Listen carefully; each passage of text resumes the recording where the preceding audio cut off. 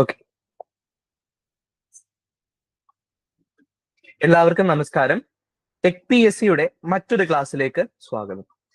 ഈ ഒരു സെഷനിൽ നമ്മളൊരു നോട്ടിഫിക്കേഷനെ പറ്റിയുള്ള ഡീറ്റെയിൽഡ് ഡിസ്കഷൻ ആണ് ഉദ്ദേശിച്ചിരിക്കുന്നത്. അതുപോലെ തന്നെ ആ എക്സാമിനേഷന്റെ സിലബസിന്റെ ഒരു അനാലിസിസും. അപ്പൊ നമ്മൾ ഇന്ന് ഡിസ്കസ് ചെയ്യാനായി പോകുന്നത്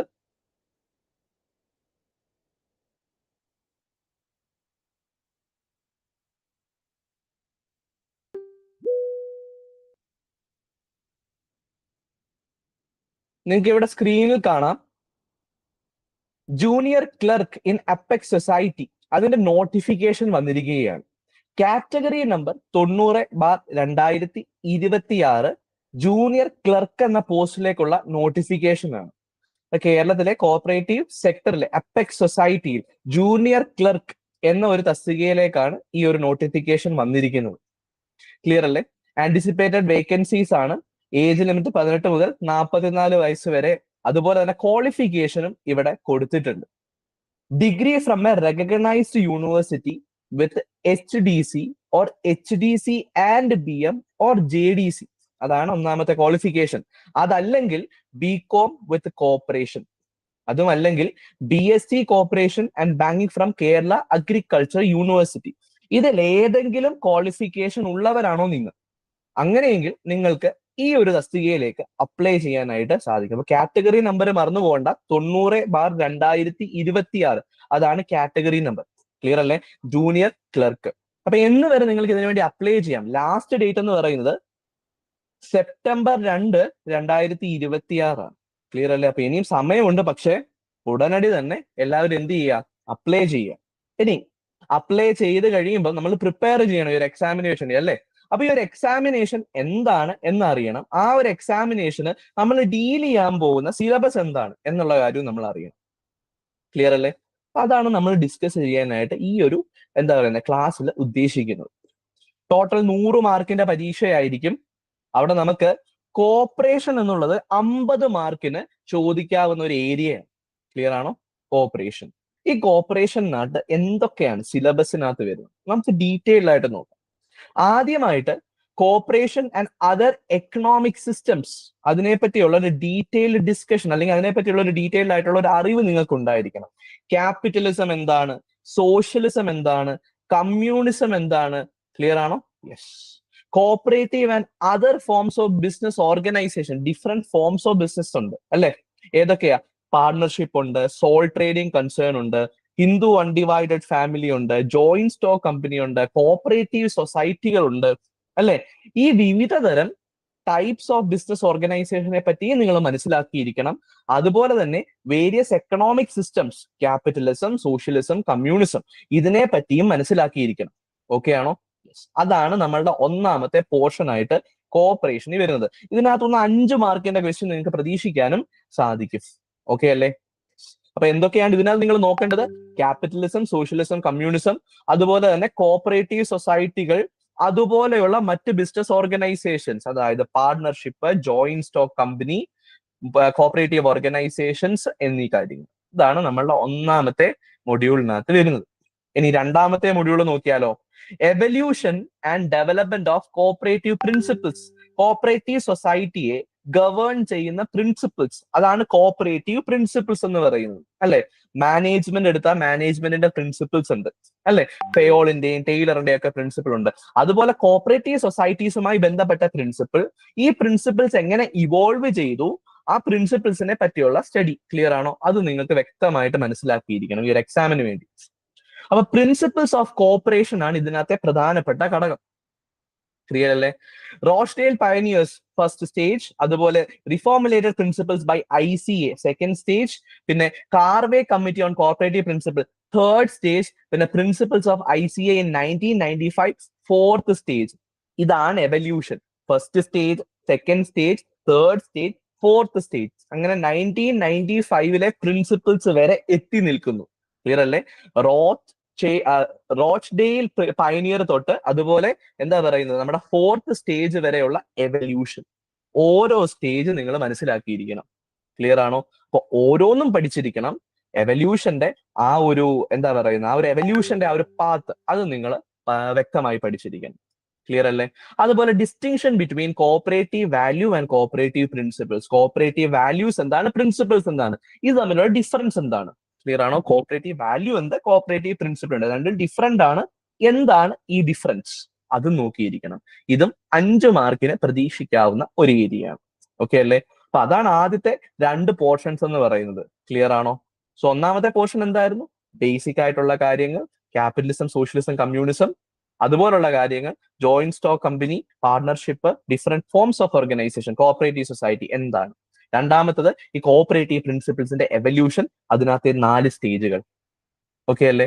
ഇനി മൂന്നാമതാണ് കുറച്ചുകൂടെ നമ്മുടെ രാജ്യം അതുപോലെ നമ്മുടെ സംസ്ഥാനം ഇതുമായി ബന്ധപ്പെട്ട് കോപ്പറേറ്റീവ് സൊസൈറ്റിയുമായി ബന്ധപ്പെട്ട കാര്യങ്ങളൊക്കെ പഠിക്കും. Types of cooperatives in India and in Kerala. കേരളത്തിലും ഇന്ത്യയിലും ഒക്കെയാണ്, നമ്മുടെ സംസ്ഥാനത്തും അതുപോലെ നമ്മുടെ രാജ്യത്താകമാനവും കോപ്പറേറ്റീവ്സുകളുണ്ട്. എത്ര ടൈപ്പ് ഓഫ് കോപ്പറേറ്റീവ്സുകളുണ്ട്, അതാണ് നമ്മൾ ഇവിടെ നോക്കുന്നത് മൂന്നാമത്തെ മൊഡ്യൂളിൽ. ഓക്കെ അല്ലേ?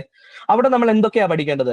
Short term and medium term cooperative credit structure, അതായത് primary agriculture credit society, urban cooperative bank, അതുപോലെ സ്റ്റേറ്റ് കോപ്പറേറ്റീവ് ബാങ്ക്. ഓരോ ലെവലായിട്ടാണ് പോകുന്നത്. ക്ലിയർ ആണോ? പ്രൈമറി അഗ്രികൾച്ചർ ക്രെഡിറ്റ് സൊസൈറ്റി, നമ്മുടെ റൂറൽ ഏരിയയിൽ, ഗ്രാമീണ മേഖലകൾ, അഗ്രികൾച്ചറിനും ഒക്കെ സാമ്പത്തികമായ സഹായം ചെയ്യുന്നതിന് വേണ്ടിയിട്ടുള്ള കോപ്പറേറ്റീവ് സൊസൈറ്റീസ്, അതിനെപ്പറ്റി പഠിക്കുന്നു. അതിനുശേഷം അർബൻ ഏരിയയിലുള്ള കോപ്പറേറ്റീവ് ബാങ്കുകൾ, പിന്നെ സ്റ്റേറ്റ് ലെവലിലുള്ള കോപ്പറേറ്റീവ് ബാങ്കുകൾ. ഇതാണ് ഈ short term and medium term cooperative credit structure എന്ന് പറയുന്നത്. പ്രൈമറി, അർബൻ, സ്റ്റേറ്റ്, ഈ മൂന്നിനെ പറ്റി വ്യക്തമായ ധാരണ ഉണ്ടായിരിക്കണം. ക്ലിയർ അല്ലേ? അതാണ് ഒന്നാമത്തെ പോയിന്റ്. രണ്ടാമത് ലോങ് ടേം ക്രെഡിറ്റ് സ്ട്രക്ചറിനെ പറ്റിയും അറിഞ്ഞിരിക്കണം. ഷോർട്ട് ടേം പഠിച്ചു, 3 സ്റ്റേജ് ഉണ്ട്, പ്രൈമറി, അർബൻ, അതുപോലെ സ്റ്റേറ്റ്. ഇനിയും ലോങ് ടേം ക്രെഡിറ്റ് സ്ട്രക്ചർ ആണ് PCAR-DB, അതുപോലെ തന്നെ SCRA-DBs. ക്ലിയർ അല്ലേ? അതിനെ പറ്റി വ്യക്തമായുള്ള ധാരണ വേണം. അതെന്താണ് എന്ന് ഫോർമുലേറ്റഡ് ആയി അതിന്റെ ഫീച്ചേഴ്സ് കാര്യങ്ങളൊക്കെ നോക്കിയിരിക്കണം. പിന്നെ general purpose and special purpose agriculture marketing society. Clear ആണോ? General purpose and special purpose agriculture marketing സൊസൈറ്റീസിനെ പറ്റി നോക്കിയിരിക്കണം. ക്ലിയർ അല്ലേ? യെസ്. പിന്നുള്ളതാണ് അതുമായി ബന്ധപ്പെട്ട് തന്നെ പ്രൈമറി മാർക്കറ്റിംഗ് സൊസൈറ്റിയും അവരുടെ ഫെഡറേഷൻസും, ഇൻക്ലൂഡിങ് എന്താ പറയുന്നത്, നാഫെഡ്. ഓക്കെ അല്ലേ? അതുപോലെ റബ്ബർ മാർക്കറ്റിംഗ് സൊസൈറ്റി, അവരുടെ ഫെഡറേഷൻ, പിന്നെ ഡയറി കോർപ്പറേറ്റീവ് സൊസൈറ്റിയും അതുമായി ബന്ധപ്പെട്ട ഫെഡറേഷൻസും, പിന്നെ ഫിഷറി കോപ്പറേറ്റീവ്സും അവരുമായി ബന്ധപ്പെട്ട ഫെഡറേഷൻ. ഓക്കെ അല്ലേ? അപ്പൊ പ്രധാനമായിട്ട് നോക്കേണ്ട എന്തൊക്കെയാണ്? പ്രൈമറി മാർക്കറ്റിംഗ് സൊസൈറ്റിയും അതുമായി ബന്ധപ്പെട്ട ഫെഡറേഷൻസും. ഡിഫറെന്റ് ഫെഡറേഷൻസ് ഉണ്ട്, അവയെ പറ്റി എല്ലാം പഠിക്കണം. പിന്നെ റബ്ബർ മാർക്കറ്റിംഗ് സൊസൈറ്റിയും അതുമായി ബന്ധപ്പെട്ട ഫെഡറേഷൻസ്, ഡയറി മാർക്കറ്റിംഗ് കോർപ്പറേഷനും അതുമായി ബന്ധപ്പെട്ട ഫെഡറേഷൻസും, പിന്നെ ഫിഷറീസും അതുമായി ബന്ധപ്പെട്ട ഫെഡറേഷൻസും. അതിനുശേഷം വരുന്നതാണ് processing cooperative needs and importance. Processing cooperative society, processing industry ഉണ്ടല്ലോ, പ്രോസസിംഗ്, ആ പ്രോസസിംഗ് ഇൻഡസ്ട്രിയിൽ ഉള്ള കോപ്പറേറ്റീവ് സൊസൈറ്റി, അവയുടെ നീഡ്സ്, ഇമ്പോർട്ടൻസ്, എന്തിനത് ആവശ്യമാണ്, അതിന്റെ ഇമ്പോർട്ടൻസ് എന്താണ്. പിന്നെ അടുത്തതാണ് ഹൗസിംഗ് കോപ്പറേറ്റീവും അതുമായി ബന്ധപ്പെട്ട ഫെഡറേഷൻസും. ഓക്കെയാണോ? ഹൗസിംഗ് കോപ്പറേറ്റീവ് സൊസൈറ്റീസും അതുമായി ബന്ധപ്പെട്ട ഫെഡറേഷൻസും. പിന്നെ വരുന്ന കൺസ്യൂമർ കോപ്പറേറ്റീവ് സൊസൈറ്റീസും അതുമായി ബന്ധപ്പെട്ട ഫെഡറേഷനും, അതുപോലെ ഇൻഡസ്ട്രിയൽ കോപ്പറേറ്റീവ് സൊസൈറ്റി അതുമായി ബന്ധപ്പെട്ട ഫെഡറേഷൻ. ക്ലിയർ അല്ലേ? ഇതിനകത്ത് വരുന്നതാണ് ഹാൻഡ്ലൂം ആൻഡ് പവർലൂം ഇൻഡസ്ട്രി, അതുമായി ബന്ധപ്പെട്ട കോപ്പറേറ്റീവ് സൊസൈറ്റി, കോയർ ഇൻഡസ്ട്രിയുമായി ബന്ധപ്പെട്ട കോപ്പറേറ്റീവ് സൊസൈറ്റി, അതുപോലെ ഹാൻഡിക്രാഫ്റ്റ് ഇൻഡസ്ട്രിയുമായി ബന്ധപ്പെട്ട കോപ്പറേറ്റീവ് സൊസൈറ്റീസ്. ക്ലിയർ അല്ലേ? അപ്പൊ ഓരോന്നിനും ചെറിയ ചെറിയ ഡിഫറൻസുകളും ഫീച്ചേഴ്സിലുള്ള വ്യത്യാസങ്ങളും ഒക്കെ ഉണ്ടായിരിക്കും. അതൊക്കെയാണ് നമ്മൾ ഫോക്കസ് ചെയ്ത് പഠിക്കേണ്ടത്. അതുപോലെ തന്നെ ഈ ഓരോ മേഖലയിലും വിവിധ തരം കോപ്പറേറ്റീവ് സൊസൈറ്റികൾ നമ്മുടെ രാജ്യത്ത് നിലവിലുണ്ട്. കേരളത്തിലും അതുപോലെ തന്നെ നമ്മുടെ രാജ്യത്ത് മൊത്തമായിട്ട് നിലവിലുണ്ട്. അവയെ പറ്റിയൊക്കെ ഉള്ള ഒരു വ്യക്തമായ ധാരണ നമുക്കുണ്ടായിരിക്കും. പിന്നെ ഏറ്റവും അവസാനം വർക്കേഴ്സ് കോപ്പറേറ്റീവ് സൊസൈറ്റീസ്. ഓക്കെ ആണോ? അവയുടെ സിഗ്നിഫിക്കൻസ് ഇൻ കേരള. ഓക്കെ അല്ലേ? ഇത്രയും കാര്യങ്ങളാണ് അവിടെ നമ്മൾ നോക്കേണ്ടത്. ആ മൂന്നാമത്തെ പോയിന്റ്. അത് നമുക്കൊരു 7 മാർക്കിനുള്ള ക്വസ്റ്റ്യൻ ഇത്രയും പോർഷനിൽ നിന്ന് പ്രതീക്ഷിക്കാവുന്നതാണ്. ഓക്കെ അല്ലേ? നാലാമതായിട്ട് നോക്കേണ്ടത് management and working of major cooperative organisations and institutions in aid of cooperatives. Okay അല്ലേ? മാനേജ്മെന്റ്, എങ്ങനെയാണ് ഈ കോപ്പറേറ്റീവ് സൊസൈറ്റീസ് ഒക്കെ മാനേജ് ചെയ്യപ്പെടുന്നത്, അവയുടെ വർക്കിംഗ് എങ്ങനെയാണ്, അവയുടെ ഓർഗനൈസേഷൻ സ്ട്രക്ചർ എങ്ങനെയാണ്. ക്ലിയർ അല്ലേ?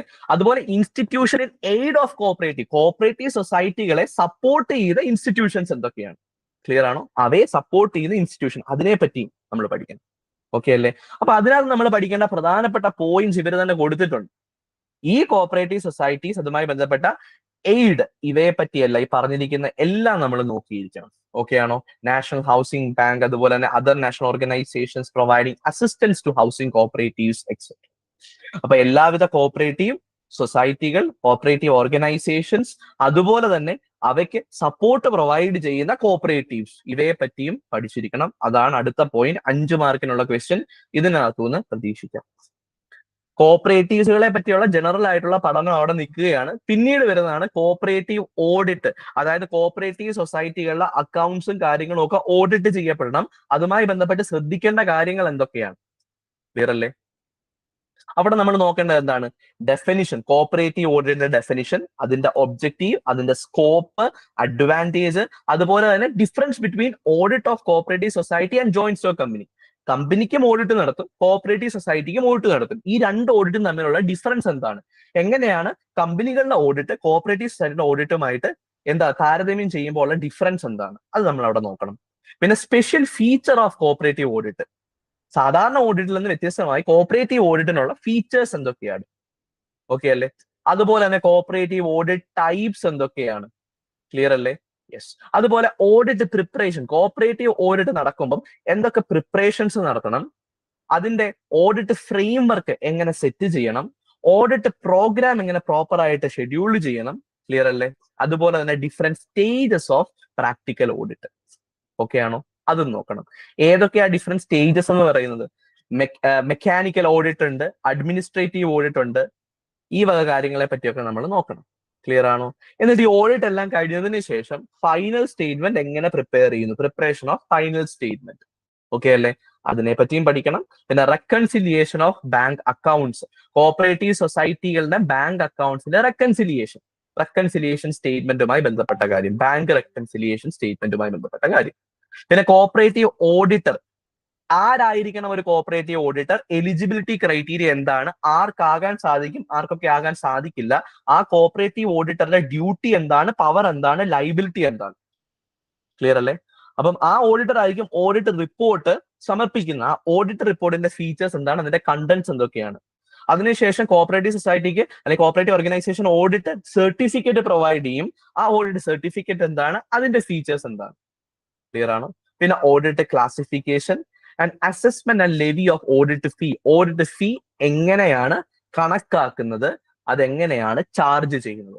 ഇത്രയും കാര്യങ്ങളാണ് കോപ്പറേറ്റീവ് ഓഡിറ്റ് എന്ന ഈ ഒരു മൊഡ്യൂളിൽ പഠിക്കാനായിട്ടുള്ളത്. 6 മാർക്കിന്റെ ക്വസ്റ്റ്യൻ ഇതിനകത്തു നിന്ന് പ്രതീക്ഷിക്കാനായിട്ട് സാധിക്കും. ഇനിയും അടുത്തതാണ് issue in cooperative management. Cooperative സൊസൈറ്റിയുടെ മാനേജ്മെന്റിൽ നേരിടേണ്ടി വരുന്ന ഇഷ്യൂസ് എന്തൊക്കെയാണ്? Managing the social process in A cooperative, അതുപോലെ കോമ്പറ്റീഷൻ, കോൺഫ്ലിക്റ്റ് ആൻഡ് കോപ്പറേഷൻ, ഈ വക കാര്യങ്ങളൊക്കെ.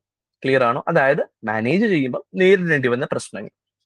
Associative character of a cooperative and managing a cooperative association.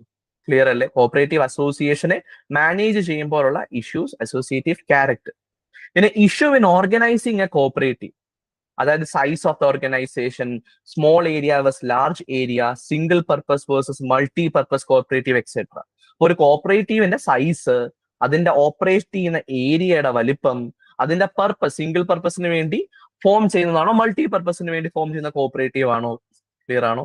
Multi functional ആണോ, അതുപോലെ തന്നെ സിംഗിൾ പർപ്പസ് ആണോ? ക്ലിയർ ആണോ? Unitary versus federal corporative, designer versus green house corporative, ഈ വക ഡിഫറെന്റ് ഡിസ്റ്റിങ്ഷൻസ് അത് നമ്മൾ നോക്കിയില്ല. പിന്നെ issue in financing A cooperative, ഒരു കോപ്പറേറ്റീവിന് വേണ്ടിയിട്ടുള്ള പൈസ സ്വരൂപിക്കുന്ന പ്രോസസ്, അതാണ് ഫിനാൻസിങ്. ആ ഫിനാൻസിങ്ങിൽ, അതായത് പൈസ സ്വരൂപിക്കുമ്പോൾ നേരിടേണ്ടി വരുന്ന ഇഷ്യൂസ് എന്തൊക്കെയാണ്? Evaluating A cooperative organisation, member dimension, enterprise dimension and ethical dimension. ഒരു കോപ്പറേറ്റീവ് ഓർഗനൈസേഷന്റെ ഘടന മെമ്പർ ഡയമെൻഷനിലൂടെ, എന്റർപ്രൈസ് ഡയമെൻഷനിലൂടെ, അതുപോലെ എത്തിക്കൽ ഡയമെൻഷനിലൂടെ നമ്മൾ നോക്കുന്നു. ഇത്രയും കാര്യങ്ങളാണ് 6ാമത്തെ മൊഡ്യൂളിൽ 6 മാർക്കിന്റെ ക്വസ്റ്റ്യൻസ് പ്രതീക്ഷിക്കുന്നത്. 7ാമത്തെ മൊഡ്യൂളാണ് സെറ്റിൽമെന്റ് ഓഫ് ഡിസ്പ്യൂട്ട്. കോപ്പറേറ്റീവ് സൊസൈറ്റിയുമായി ബന്ധപ്പെട്ട, കോപ്പറേറ്റീവ് ഓർഗനൈസേഷനുമായി ബന്ധപ്പെട്ട ഡിസ്പ്യൂട്ട്സ് എങ്ങനെ സെറ്റിൽ ചെയ്യാം, ആർബിട്രേഷൻ ആൻഡ് അവാർഡ്സ്. ക്ലിയർ ആണോ? കോമ്പൻസേഷൻ എങ്ങനെ അവോയ്ഡ് ചെയ്യാം, അതുമായി ബന്ധപ്പെട്ട പ്രൊവിഷൻസ്, പ്രൊസീജിയേഴ്സ് എന്തൊക്കെയാണ്, അതുപോലെ തന്നെ ഈ അവാർഡ്സ് എങ്ങനെ എൻഫോഴ്സ് ചെയ്യാം, എക്സിക്യൂട്ട് ചെയ്യാം. ക്ലിയർ ആണോ? യെസ്. ഇനി അപ്പീൽ കൊടുക്കേണ്ടതിന്റെമായി ബന്ധപ്പെട്ട പ്രൊവിഷൻ, പ്രൊസീജിയർ, റിവ്യൂ, റിവിഷൻ, അതുപോലെ കാര്യങ്ങളുമായി ബന്ധപ്പെട്ടതിന്റെ പ്രൊവിഷൻ, അതുപോലെ പ്രൊസീജിയർ എങ്ങനെ ചെയ്യാം. പിന്നെ ഇതിന്റെയൊക്കെ മീനിങ് അതുപോലെ ഡിസ്റ്റിങ്ഷൻ എന്തിന്റെയൊക്കെ authority of appeals cooperative tribunal എന്താണ്, അതിന്റെ മീനിങ് എന്താണ്, ആരൊക്കെയാണ് അതിനകത്തെ ഭാഗങ്ങളായിട്ട് വരുന്നത്, constitution and power of a cooperative tribunal, അതുപോലെ ഒഫൻസസ് ആൻഡ് പെനാലിറ്റീസ്, ഏതൊക്കെ ഒഫൻസസ് ആണ് ഇവർ ഡീൽ ചെയ്യുന്നത്, അവർക്ക് കൊടുക്കാൻ പറ്റുന്ന പെനാലിറ്റിയുടെ ലിമിറ്റ്സ് എന്തൊക്കെയാണ്, ഇതുമായി ബന്ധപ്പെട്ട പ്രൊവിഷൻസ് പ്രൊസീജിയേഴ്സ്, ഇതൊക്കെയാണ് അടുത്ത മൊഡ്യൂൾ 5 മാർക്ക്. പിന്നെ വരുന്ന സോഴ്സ് ഓഫ് ഫണ്ട് ആണ്. കോപ്പറേറ്റീവ് സൊസൈറ്റികൾക്ക് എവിടെ നിന്നൊക്കെയാണ് ഫണ്ട് ലഭിക്കുന്നത്, അതിന്റെ സോഴ്സ് എന്താണ്, ക്ലിയർ ആണോ? Yes. Aid cooperative share capital contribution, cooperative share capital കോൺട്രിബ്യൂഷനിലേക്കുള്ള സപ്പോർട്ട് എവിടെ നിന്ന് വരുന്നു, ക്ലിയർ ആണോ? പാർട്ണർഷിപ്പ് ഫണ്ട്, അതിന്റെ സോഴ്സ് എന്താണ്, ക്ലിയർ അല്ലേ?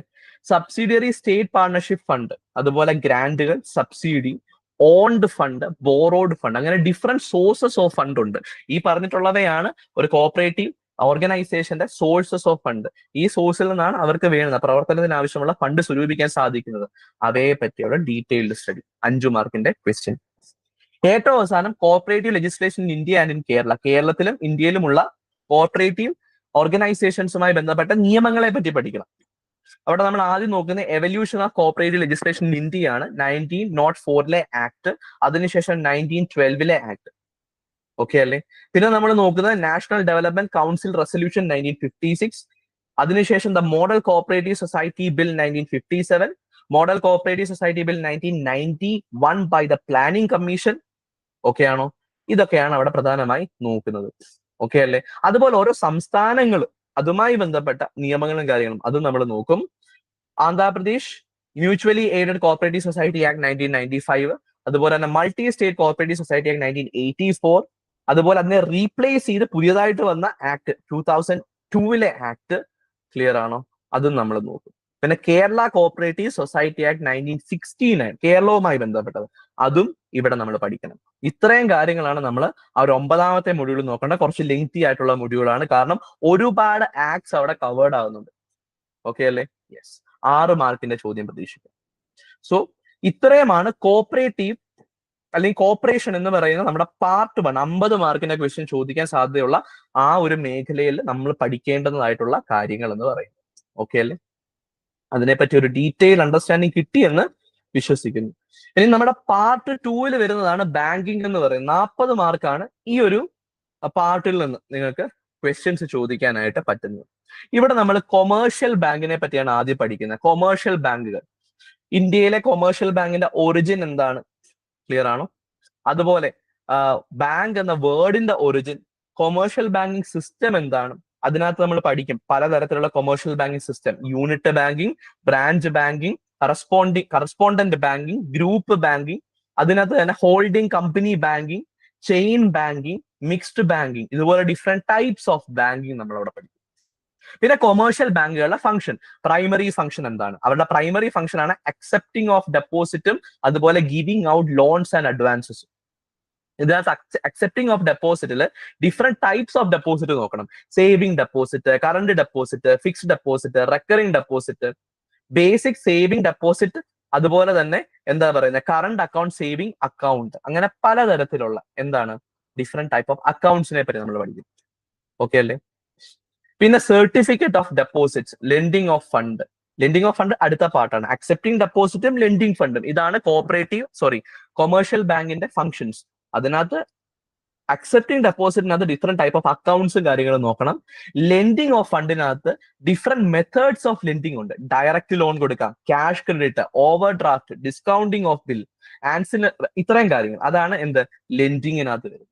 പിന്നെ ഇതിനൊക്കെ പുറമെ കൊടുക്കുന്ന സപ്പോർട്ട് സർവീസ് ഉണ്ട് കൊമേഴ്ഷ്യൽ ബാങ്ക്, അതിനാണ് ആൻസിലറി സർവീസ് അല്ലെങ്കിൽ സബ്സിഡിയറി ഫംഗ്ഷൻ എന്ന് വിളിക്കുന്നത്. ഏജൻസി സർവീസ്, നമ്മുടെ ഏജന്റ് ആയിട്ട് നമ്മുടെ ഇലക്ട്രിസിറ്റി ബില്ലും ഒക്കെ അടയ്ക്കാനായിട്ട് നമ്മളെ സഹായിക്കും. ജനറൽ യൂട്ടിലിറ്റി സർവീസസ് ഒക്കെ പ്രൊവൈഡ് ചെയ്യുന്നത്, ലോക്കർ ഫെസിലിറ്റി മുതലായവയൊക്കെ പ്രൊവൈഡ് ചെയ്യും. ഇതൊക്കെയാണ് 3ാമത്തത്. അപ്പൊ കൊമേഴ്ഷ്യൽ ബാങ്കിന്റെ 3 ഫംഗ്ഷൻസ് ആണ് അവിടെ നോക്കുന്നത്. Accepting deposit, different type of accounts, lending out of loans and advances, different methods of lending. 3ാമത്തെ എന്താണ് ആൻസിലറി ഓർ സപ്പോർട്ട് സർവീസിൽ പ്രൊവൈഡ് ചെയ്യുന്ന different support service, locker service, അങ്ങനത്തെ കാര്യങ്ങളൊക്കെ, ATM സർവീസ്, ഈ വക കാര്യങ്ങൾ. ഓക്കെ അല്ലേ? പിന്നെ നോക്കാനുള്ള പ്രധാനപ്പെട്ട പോയിന്റ് ആണ് credit creation by commercial bank. Commercial banks എങ്ങനെയാണ് ഡെപ്പോസിറ്റുകൾ അക്സെപ്റ്റ് ചെയ്തും ലോൺ കൊടുത്തും ക്രെഡിറ്റ് ക്രിയേഷൻ നടത്തുന്നത്. സൊസൈറ്റിയിൽ. ഓക്കെ ആണോ? അതാണ് നമ്മൾ നോക്കേണ്ടുന്ന അടുത്ത പോയിന്റ്. ക്ലിയർ അല്ലേ? പ്രൈമറി ഡെപ്പോസിറ്റ്, ഡിറൈവ്ഡ് ഡെപ്പോസിറ്റ്, ഇതെന്താണെന്ന് നോക്കണം. Technique of credit creation, credit contraction, limitation of credit creation, ഇത്രയും കാര്യങ്ങളാണ് കൊമേഴ്ഷ്യൽ ബാങ്ക് എന്ന മൊഡ്യൂളിൽ നോക്കേണ്ടത്. 4 മാർക്കിന്റെ ക്വസ്റ്റ്യൻ പ്രതീക്ഷിക്കാം. രണ്ടാമത്തെ മൊഡ്യൂളാണ് എന്ത്? സെൻട്രൽ ബാങ്കിങ് എന്ന് പറയുന്നത്. ഇവിടെ സെൻട്രൽ ബാങ്കിനെ പറ്റിയാണ് നമ്മൾ പഠിക്കുന്നത്. ഇന്ത്യയുടെ സെൻട്രൽ ബാങ്ക് ആയിട്ടുള്ള RBI പറ്റിയാണ് നമ്മൾ പഠിക്കുന്നത്. RBIയുടെ ഒറിജിൻ എന്താണ്, RBI എങ്ങനെ എന്താ പറയുന്നത് നാഷണലൈസ് ചെയ്യപ്പെട്ടു, നാഷണലൈസേഷൻ ഓഫ് RBI, പിന്നെ RBIയുടെ ഫങ്ഷൻസ്. RBIയുടെ ഫങ്ഷൻസ് ആണ് ഈ കാണുന്നത്. കറൻസി ഇഷ്യൂ ചെയ്യുന്നു, ക്ലിയർ ആണോ? യെസ്. നോട്ട്സ് ഒക്കെ ഇഷ്യൂ ചെയ്യുന്നു, ഓക്കെ അല്ലേ?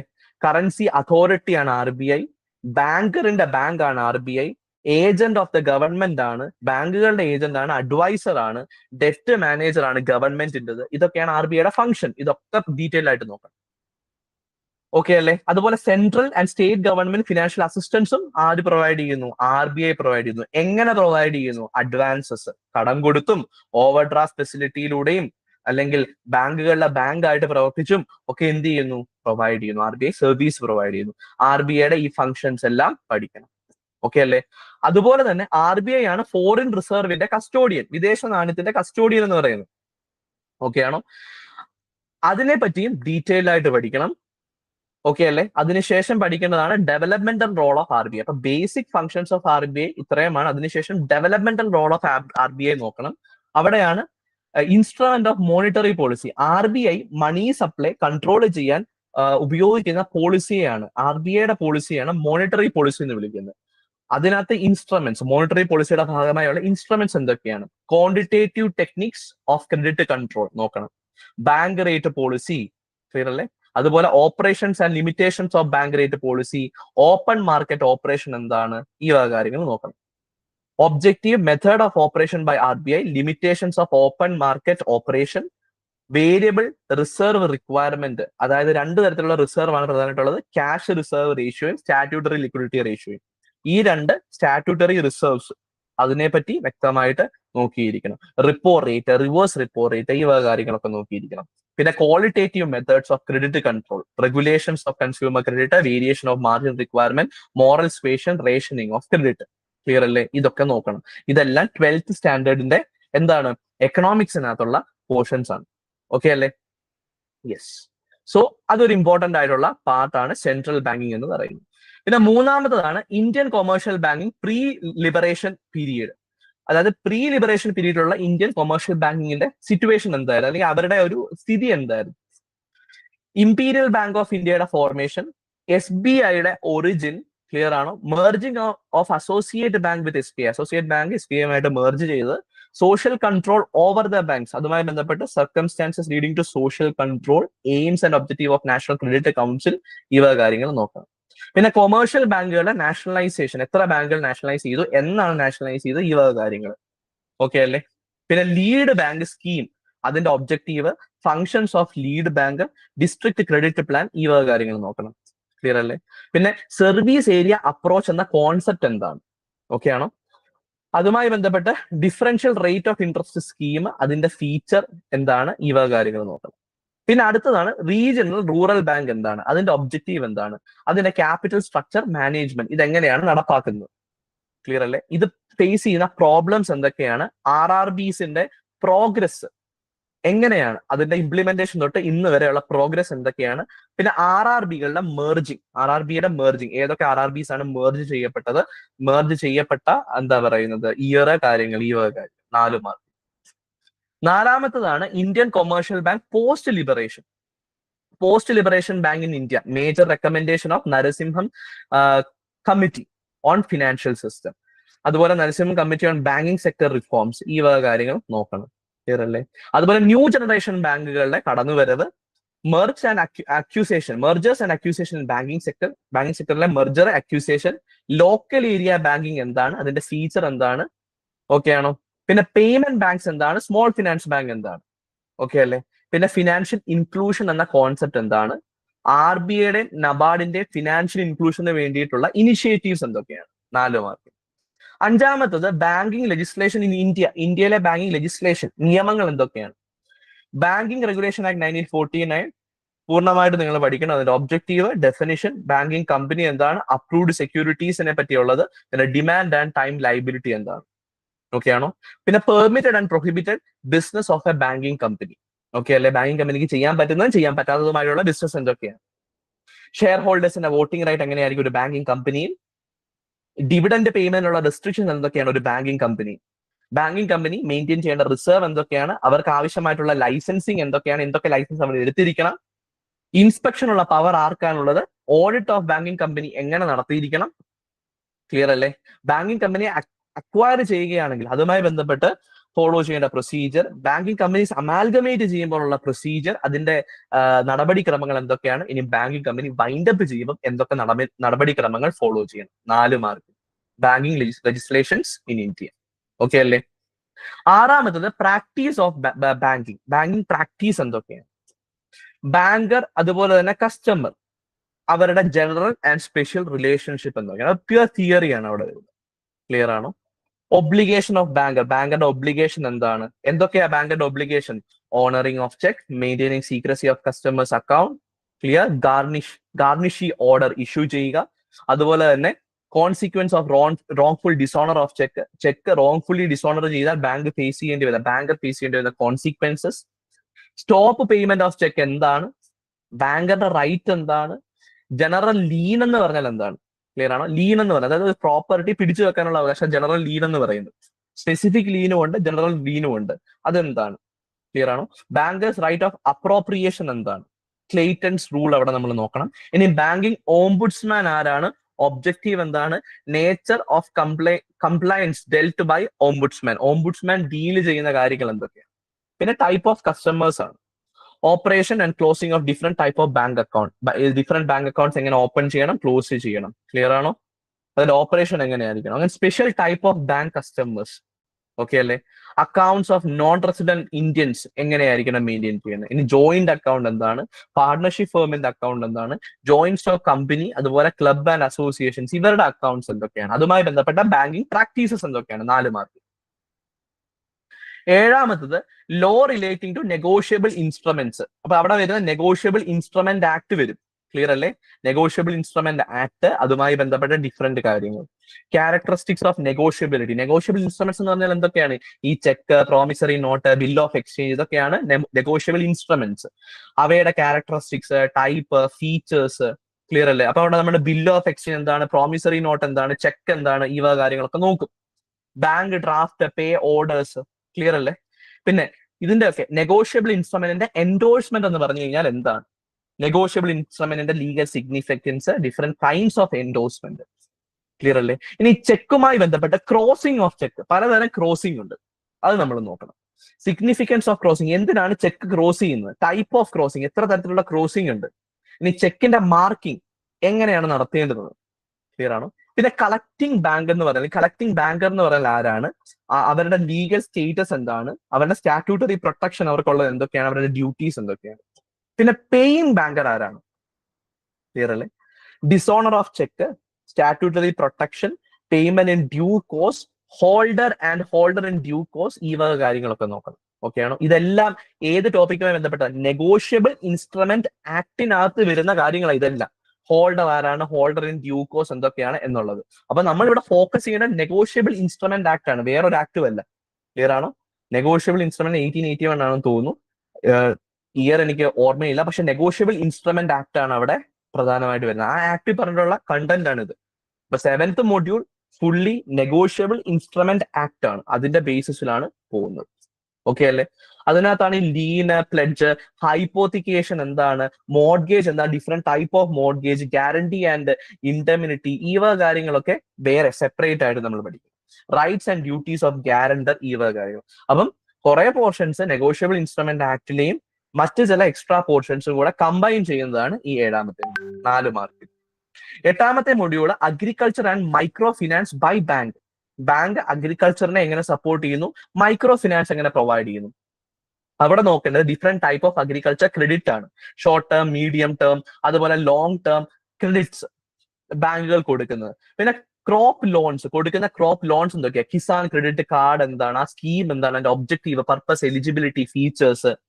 പിന്നെ ലെൻഡിങ് ടു പ്രയോറിറ്റി സെക്ടറിന് എങ്ങനെയാണ് ലെൻഡ് ചെയ്യുന്നത്? അപ്പൊ കാറ്റഗറി ആയിട്ട് എങ്ങനെയാണ് തിരിച്ചിരിക്കുന്നത്, ടാർഗറ്റ് എന്താണ്, സബ് കാറ്റഗറി എന്താണ്, അല്ലെങ്കിൽ സബ് ടാർഗറ്റ്സ് എന്താണ്, ഇതൊക്കെ നോക്കും. പിന്നെ നബാർഡിനെ പറ്റി പ്രോപ്പർ ആയിട്ട് അറിഞ്ഞിരിക്കണം. National bank of agriculture and rural development, നബാർഡിനെ പറ്റി ക്ലിയർ അല്ലേ? നബാർഡിന്റെ financial development and supervisory role അറിഞ്ഞിരിക്കണം. പിന്നെയാണ് മൈക്രോ ഫിനാൻസ് വരുന്നത്. അതിന്റെ കോൺസെപ്റ്റ് എന്താണ്, സിഗ്നിഫിക്കൻസ് എന്താണ്. ഈ മൈക്രോ ഫിനാൻസും SHG സെൽഫ് ഹെൽപ്പ് ഗ്രൂപ്പുകളും തമ്മിലുള്ള ബന്ധം എന്താണ്, ക്ലിയർ ആണോ? അതായത് ബാങ്ക് ആണ് മൈക്രോ ഫിനാൻസ് പ്രൊവൈഡ് ചെയ്യുന്നത്. How bank provide micro finance to self help group, clear അല്ലേ? ഈ സെൽഫ് ഹെൽപ്പ് ഗ്രൂപ്പും മൈക്രോ ഫിനാൻസ് പ്രൊവൈഡ് ചെയ്യുന്നു. ഓക്കെ അല്ലേ? യെസ്. സോ ഇതുമായി ബന്ധപ്പെട്ട അവരുടെ ലിങ്ക് എന്താണ്, ഓക്കെ ആണോ? ഇവരെങ്ങനെ ബന്ധപ്പെട്ടിരിക്കുന്നു, അതാണ് 4 മാർക്കിനുള്ള അടുത്ത മോഡ്യൂൾ. പിന്നെ വരുന്ന 9ാമത്തെയാണ് ടെക്നോളജിക്കൽ അഡ്വാൻസസ് ഇൻ ബാങ്കിങ്. ബാങ്കിങ്ങിൽ ഇപ്പൊ നടന്നിട്ടുള്ള മോഡേൺ ട്രെൻഡ്സ് എന്തൊക്കെയാണ്? Payment and settlement system of RBIയുടെ പേയ്മെന്റ് ആൻഡ് സെറ്റിൽമെന്റ് സിസ്റ്റം, അവിടെ ECS, പിന്നെ RTGS real time gross settlement, പിന്നെ NEFT national electronic fund transfer, പിന്നെ IMPS ഇമ്മീഡിയറ്റ് പേയ്മെന്റ് സർവീസ്, പിന്നെ വരുന്ന IFSC Indian financial system code, പിന്നെ ATM automated teller machine, പിന്നെ കാർഡുകൾ, debit card, credit card, RuPay card, Mastercard, അതുപോലെ internet banking, mobile banking, digital banking, digital signature എന്താണ്, digital certificate എന്താണ്, digital wallet എന്താണ്, CDM എന്താണ്, ക്യാഷ് ഡെപ്പോസിറ്റ് മെഷീൻ എന്താണ്, CTS എന്താണ്, ചെക്ക് ട്രങ്കേഷൻ സിസ്റ്റം എന്താണ്, അതുപോലെ തന്നെ cashless payment system, cashless economy, international payment system, society for world wide Inter bank financial telecommunications, Swift, ഈ വക കാര്യങ്ങൾ 4 മാർക്ക്. ഓക്കെ അല്ലേ? 10ാമത്തെ പോയിന്റ് വരുന്നത് recent trend in banking, Indian banking ആണ്. ഇന്ത്യൻ ബാങ്കിന് ഏറ്റവും റീസെന്റ് ആയിട്ടുള്ള ട്രെൻഡ് അതാണ് credit rating of bank. Clear ആണോ? യെസ്. അതുപോലെ തന്നെ capital adequacy ratios, tier 1 and tier 2 capital എന്താണ്, അതുപോലെ റിസ്ക് വെയ്റ്റഡ് അസറ്റ്സ് എന്താണ്, ക്ലിയർ അല്ലേ? യെസ്. CRAR അതെന്താണ്, നോൺ പെർഫോമിംഗ് അസറ്റ്സ്, NPA എന്താണ് ബാങ്കുകളുടെ, ക്ലിയർ ആണോ? യെസ്. സോ ഇതിനെ എങ്ങനെ ക്ലാസിഫൈ ചെയ്യുന്നത്, അതിന്റെ പ്രൊവിഷൻസ് എന്താണ്, പിന്നെ അതുപോലെ തന്നെ സെക്യൂരിറ്റൈസേഷൻ, റീകൺസ്ട്രക്ഷൻ, അതുപോലെ സെക്യൂരിറ്റി ഇന്റർനെറ്റ് എൻഫോഴ്സ്മെന്റ്, ഈ വക കാര്യങ്ങൾ സർഫാസി ആക്ട് പ്രകാരമുള്ളത്. ഓക്കെ അല്ലെ? സർഫാസി ആക്ട് പ്രകാരമുള്ളത് 2002 സർഫാസി ആക്ട് പ്രകാരം. പിന്നെ പ്രധാനമന്ത്രി social security scheme implemented through ബാങ്കുകളിലൂടെ ഇംപ്ലിമെന്റ് ചെയ്ത ആ ഒരു സ്കീമിനെ പറ്റി, ക്ലിയർ ആണോ? പല സ്കീംസ് ഉണ്ട്. റൂൾസ് ഫോർ പ്രധാനമന്ത്രി സുരക്ഷാ ബീമാ യോജന, പിന്നെ പ്രധാനമന്ത്രി ജീവൻ ജ്യോതി ബീമാ യോജന, അടൽ പെൻഷൻ യോജന, ഇത്രയും കാര്യങ്ങളും അവിടെ നമ്മൾ നോക്കണം. ക്ലിയർ അല്ലേ? അതുമായി ബന്ധപ്പെട്ട് ബാങ്കിങ്ങിൽ എന്തൊക്കെ ഇമ്പാക്ട് വന്നിട്ടുണ്ട്, 4 മാർക്ക്. അതോടുകൂടി ബാങ്കിങ് എന്ന് പറയുന്ന 2ാമത്തെ പാർട്ട് തീരുകയാണ്. പിന്നെ വരുന്ന 3ാമത്തെ പാർട്ടാണ് IT ആൻഡ് സൈബർ ലോ എന്ന് പറയുന്നത്. ഇവിടെ നമ്മൾ ഹാർഡ്വെയറുകളെ പറ്റി പ്രോപ്പറായി പഠിക്കണം. Input device, output device, memory device, അതുപോലെയുള്ള സിമ്പിൾ ആയിട്ടുള്ള കോൺസെപ്റ്റ്. പിന്നെ സോഫ്റ്റ്വെയറുകളെ പറ്റി പഠിക്കണം. ക്ലാസിഫിക്കേഷൻ, സോഫ്റ്റ്വെയറുകളുടെ ക്ലാസിഫിക്കേഷൻ, വിവിധ തരത്തിലുള്ള ഓപ്പറേറ്റിംഗ് സിസ്റ്റം, അവയുടെ ഫങ്ഷൻസ്, എക്സാമ്പിൾസ്, ക്ലിയർ അല്ലേ? പിന്നെ പോപ്പുലർ ആപ്ലിക്കേഷൻ സോഫ്റ്റ്വെയർ പാക്കേജുകൾ പഠിക്കണം. ഓക്കെ അല്ലേ? അതുപോലെ ബേസിസ് ഓഫ് പ്രോഗ്രാമിന്റെ ബേസിസ് പഠിക്കണം. ടൈപ്പ് ഓഫ് ഇൻസ്പെക്ഷൻസ്, ലാംഗ്വേജുകൾ, ക്ലിയർ ആണോ? അത് നമ്മൾ കൺസിഡർ ചെയ്യേണ്ടത്. ഇവിടെ ലാംഗ്വേജുകൾ ഒന്നും പഠിക്കേണ്ട ആവശ്യമില്ല. Type of instructions, input, output, store, control, transfer, ഇതൊക്കെ മാത്രം നോക്കിയാൽ മതി. ലാംഗ്വേജുകളൊന്നും പഠിക്കണം. പിന്നെ കമ്പ്യൂട്ടർ നെറ്റ്വർക്കുകളെ പറ്റി, type of network, LAN, WAN, അതുപോലെ MAN, ആ വക കാര്യങ്ങളൊക്കെ. പിന്നെ നെറ്റ്വർക്ക് ഡിവൈസസ്, അത് നമ്മൾ പഠിക്കണം. പിന്നെ ഇന്റർനെറ്റ്, അതിനകത്ത് വരുന്നതാണ് ഇന്റർനെറ്റും, അതുപോലെ എന്താ പറയുന്നത്, വിവിധ തരത്തിലുള്ള അത് പ്രൊവൈഡ് ചെയ്യുന്ന സർവീസസ്, പിന്നെ സോഷ്യൽ മീഡിയ എക്സാമ്പിൾ ആണ്, വെബ് ഡിസൈനിങ്, ആ വക കാര്യങ്ങൾ. പിന്നെ cyber crime and cyber law, type of crimes, അതുപോലെ തന്നെ IT act and other laws, ഇതൊക്കെ ഒരു അവയർനെസ് ലെവലിൽ മാത്രം നമ്മൾ പഠിച്ചാൽ മതി. ഡെപ്തിൽ പോകേണ്ട ആവശ്യമില്ല. ഓക്കെ അല്ലേ? ഓക്കെ. സോ ഇത്രയുമാണ് ഈ ഒരു എക്സാമിന് വേണ്ടി നിങ്ങൾ നോക്കേണ്ടുന്ന സിലബസ് എന്ന് പറയുന്നത്. അപ്പം ഈ ഒരു പോർഷൻസ് ആണ് ഡീറ്റെയിൽഡ് ആയിട്ട് നിങ്ങൾ പഠിക്കേണ്ടത്. ക്ലിയർ അല്ലേ? അപ്പൊ താഴെ കൊടുത്തിരിക്കുന്ന നോട്ട് കൊണ്ട് നോക്കി. It may be noted that apart from the topics detailed above, questions from other topic prescribe for the educational qualification of the post may also appear in the question paper. ഇതൊരു base മാത്രമാണ്. ഇതിന്റെ ബേസിലാണ് പഠിക്കേണ്ടത്. ഇതിനകത്തുനിന്ന് മാത്രമേ strict ആയിട്ട് ഇതിനകത്തുനിന്ന് മാത്രമേ ക്വസ്റ്റ്യൻ വരുമെന്ന് നമുക്ക് പറയാനായിട്ട് സാധിക്കത്തില്ല. ഈ ഒരു ജോബിന് വേണ്ടിയിട്ട്, ആ ക്വാളിഫിക്കേഷൻ നിർണ്ണയിക്കുന്നതിന് വേണ്ടിയിട്ട് ഇതുമായി ബന്ധപ്പെട്ട ഏരിയാസിൽ നിന്ന് ചോദിക്കാൻ പറ്റുന്ന ചോദ്യം ഒക്കെ ചോദിക്കാം അവർക്ക്. ക്ലിയർ അല്ലേ? യെസ്. ഓക്കെ. അതുപോലെ തന്നെ ഇതിനകത്ത് വരുന്ന എല്ലാ ഏരിയയിൽ നിന്ന് ക്വസ്റ്റ്യൻ ചോദിച്ചിരിക്കും എന്നൊന്നും അവർ പറയുന്നുമില്ല. അപ്പൊ ഇത് നിങ്ങൾക്ക് പഠിക്കാൻ വേണ്ടിയിട്ടുള്ള ഒരു ഗൈഡാണ്. ഓക്കെ ആണോ? ഇതിന്റെ ബേസിസിൽ വേണം നിങ്ങൾ പ്രിപ്പറേഷൻ നടത്താനായിട്ട്. ഓക്കെ അല്ലേ? സോ നമ്മൾ ഇവിടെ ജൂനിയർ ക്ലർക്ക് ഇൻ അപ്പെക്സ് സൊസൈറ്റീസിന്റെ നോട്ടിഫിക്കേഷനും അതുപോലെ തന്നെ സിലബസും വളരെ ഇൻഡെപ്ത് ആയിട്ട് ഡിസ്കസ് ചെയ്തിട്ടുണ്ട്. ഓക്കെ ആണോ? സോ ഇനി നിങ്ങൾ ചെയ്യാനുള്ളത് പ്രോപ്പർ ആയിട്ട് പ്രിപ്പയർ ചെയ്യുക, എക്സാമിന് വേണ്ടി തയ്യാറെടുക്കുക, നിങ്ങളുടെ പ്രിപ്പറേഷൻ ഏറ്റവും ശക്തമായ രീതിയിൽ തന്നെ ആരംഭിക്കുക. ഓക്കെ അല്ലേ? സോ അതിനുവേണ്ടി ടെക് PSC ബാച്ചും ആരംഭിച്ചിട്ടുണ്ട്.